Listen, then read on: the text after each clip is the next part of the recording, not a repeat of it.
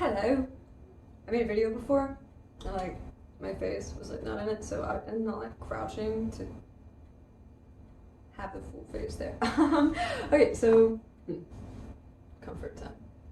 Yes. So today I'm going to be making some air fried turkey thighs because they're super delicious. Only take a little bit of time, and I love turkey so much. I feel like chicken is like everybody's main thing here. Like every restaurant is like, we have a very special version of chicken on the menu tonight. I'm like, you know, there are other birds out there. There are awesome birds out there.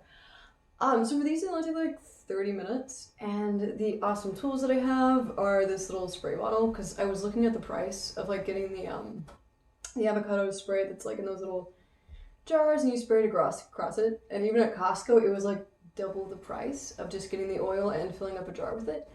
And this one doesn't even have like one of those little air containers that you have to like have to spray stuff. My husband asked if they had it, and it's not on there. So sometimes apparently that's the thing.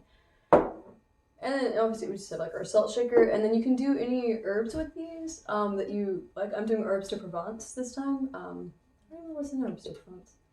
It's like a rosemary, really beautiful. It's a little bit more herbaceous tasting than Italian seasoning. Like it's more floral and less savory. But Italian seasoning works really great on these as well. And for this time, sorry, I'll turn it off and then redo it. For this time, we're not going to be preheating the air fryer. Sometimes you really want to, like if you want to get a sear on something, or especially if the recipe calls for it.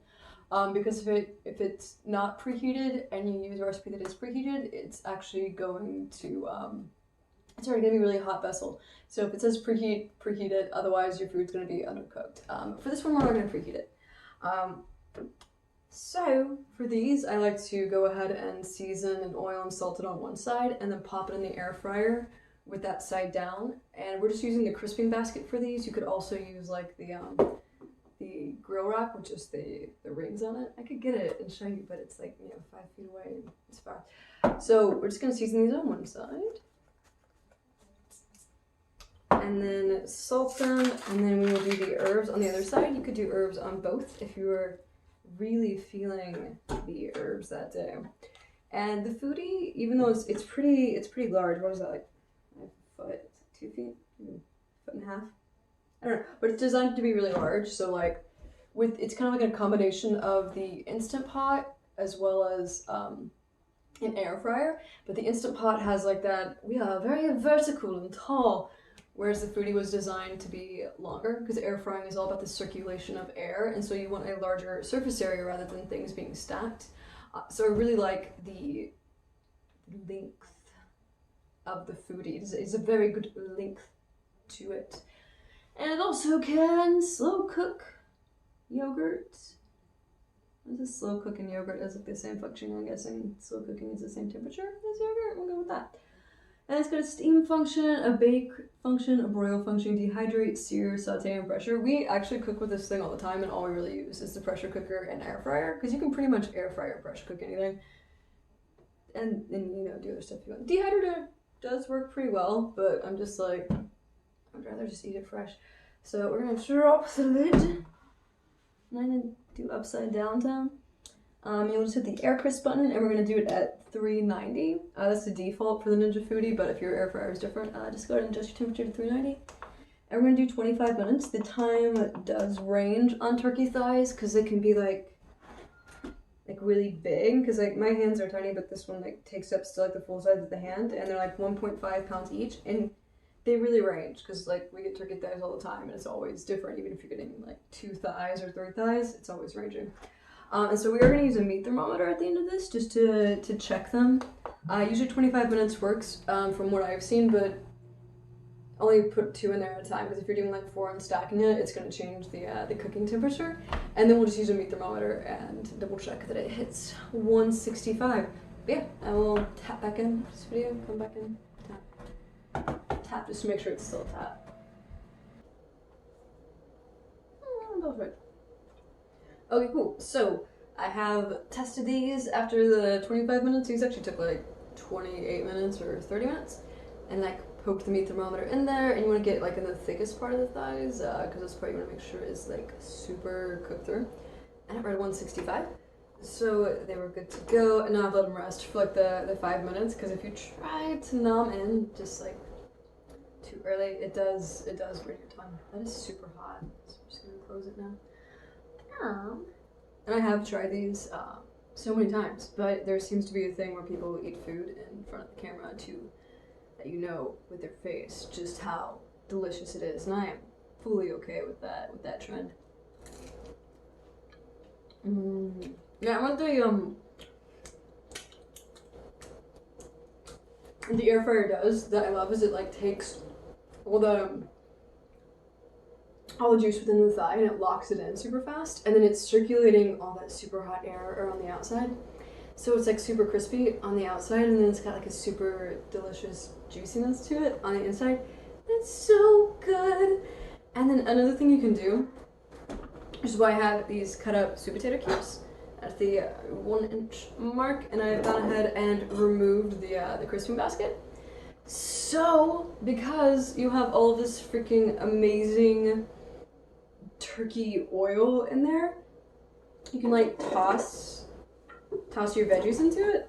You could also do like asparagus, or I've really become obsessed with fresh summer green beans, and I think I used to hate them because my parents would just give us like green beans out of a can, and I thought I just hated them. Like they were soft and weird, and the only thing that made them taste better was bacon. But bacon tasted better by itself, so I was like, what is the point of these veggies? But they're so good fresh. And like, oh my god! And you can either pressure cook.